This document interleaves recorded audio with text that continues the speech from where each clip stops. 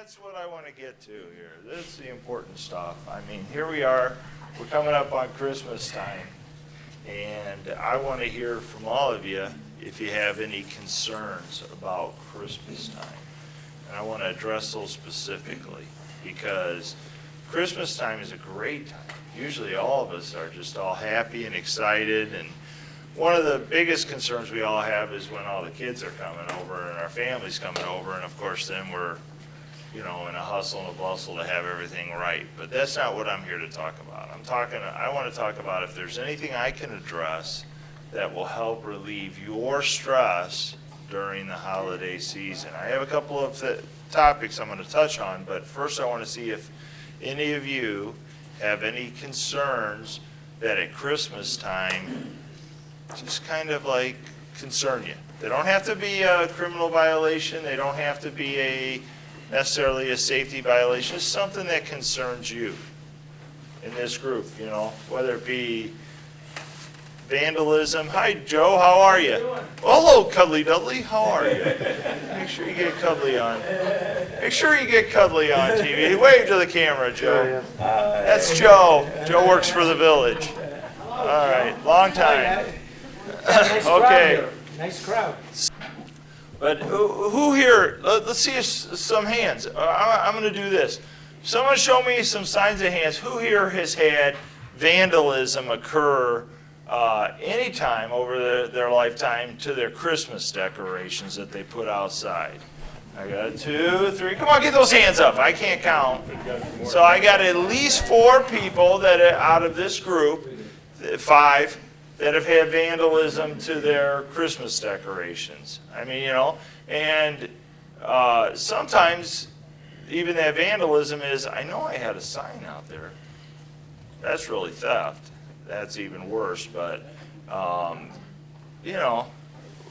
it's a concern. We get it.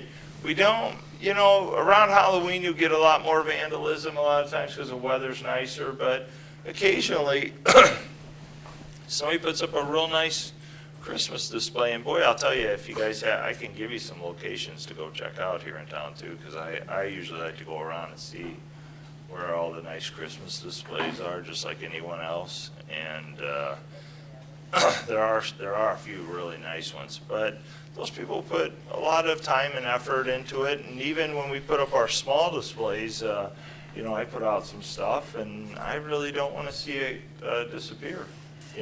I've got a couple of things, and what ends up happening is, tell me if I'm right here, those Christmas displays we put out year after year after year, they might not have cost a lot of money when we first bought them, but you can't find them anymore, and they mean something to us, don't they? Because you can remember, right? I'm seeing a lot of agreement with this. You can remember going out there with your son or your daughter when they were this big, to put that little snowman out there that falls over every year, but they loved the snowman.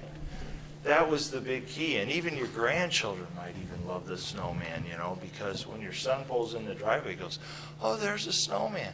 Oh, Daddy, did you used to do the snowman? Yeah, my mom and Dad used to come out with me and put the snowman up.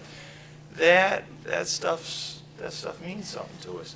And some young person, or usually, if it's vandalism, it's some younger person walking along, doesn't realize that really has significance, okay? So, fortunately, I'm sure everybody in this room, I have a feeling, educated their young people about how important it is. If it's important to our family, you don't touch something that belongs to somebody else's family because you don't know what the significance is. So, vandalism is an important thing, and a lot of times what happens is it goes unreported unless it reaches a very high sentimental cost or a very high expense in our pocketbook.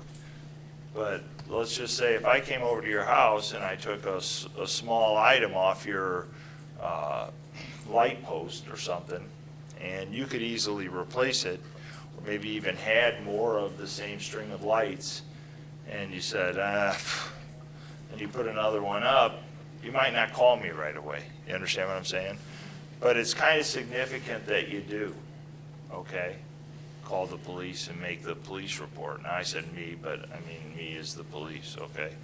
You call the police department. You can always call me, by the way. All you folks can call me and ask me questions, and I'll direct you to somebody if or the right source. That's fine. I don't mind that at all. The thing is if you don't report it and it doesn't become a record, then how do we as a police department recognize that we're having a theft problem in that particular neighborhood? How do we stop it for you? You know, because we're unaware of it. And I'm sure, and I've seen a couple, I'm not going to point out who I just saw do this, but I saw a couple of ladies just look at each other like, and they're probably thinking, see, that's, I know what the thought is there. Geez. We report, and sometimes nothing happens, right? What you need to realize is those reports help us. They might not help us solve your crime. I mean, I wish I could say they would. They might stop another. They might help solve another. A lot of times, we're fortunate to have the press here in the room today, and a lot of times when the press sees that we've got a lot of reports on a certain thing, they might put a little blurb in the paper. And then when that parent is talking about to their spouse or somebody else in their household, and the child who's involved in the activity or knows who's involved in the activity hears their parents talking about that it's in the paper and the police are looking out for it, that might even be what sparks it to stop, you know? Or that might be what sparks them to tell their dad, I think I know who's doing that. It's Jack Frost down the street. Now, see, I used a name that's very common, didn't I? And give up any criminals. Jack Frost has been on the lam for a long time. We've been looking for that guy. All right. I have a question. Yeah. You're saying, you know, to let them be aware of what's going on. I live in the neighborhood of Franklin Park. Mm-hmm. And you call and you say something is going on, and then the person that's taking the call says, do you want the policeman to come talk to you after they talk to that person? Is that safe and wise? I mean, if you're going to go and reprimand or say somebody's complaining, and then they turn around and come and ring your doorbell. Well, I'm going to have to tell you that is, that's nice that the dispatcher's asking that, because in some communities they don't quite ask it that way, I don't believe. Now, maybe they do, because I haven't been to dispatcher training or anything like that, but I'm just telling you that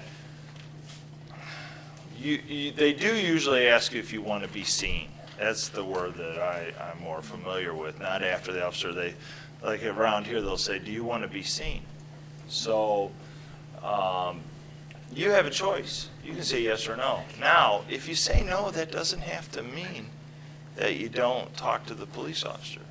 You could say to the dispatcher, could you have the police officer call me here at home from the police station, because I don't want my neighbor to know, or I don't want the person down the street to know, or I don't want the person you just stopped who was driving down my block to see your car in my driveway. Because then they're going to know it was me that called and I live alone, or I'm home alone because my spouse is away, or whatever the situation is. That's fine with us. We're acceptable to that. We're not looking to, well, we do like to drive our cars and park them in your driveway because it looks like we're doing something. But we'll drive into the station and call. But then when we drive into the station to call, we can't have you driving by the police station saying there's too many cars in the back lot, because somebody might be inside writing a report and somebody might be inside calling you. So, you understand what I'm saying? I've seen that happen so much over the years too. But that's okay.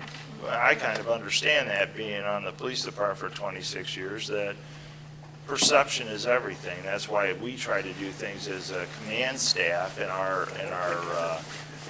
administrators are very up on this. We're doing our job, and if we're not, how do we do our job? Is there more that we need to be doing? But when we're doing our job, we feel we're doing our job, and we're still getting a complaint or two about squads at the back of the building or this and that. How do we address that? One of the ways that we came up with was more, computers in the cars, so the policemen can do certain functions they were coming in to do. They can't do them all, by the way, but they can do more now than they used to be able to do.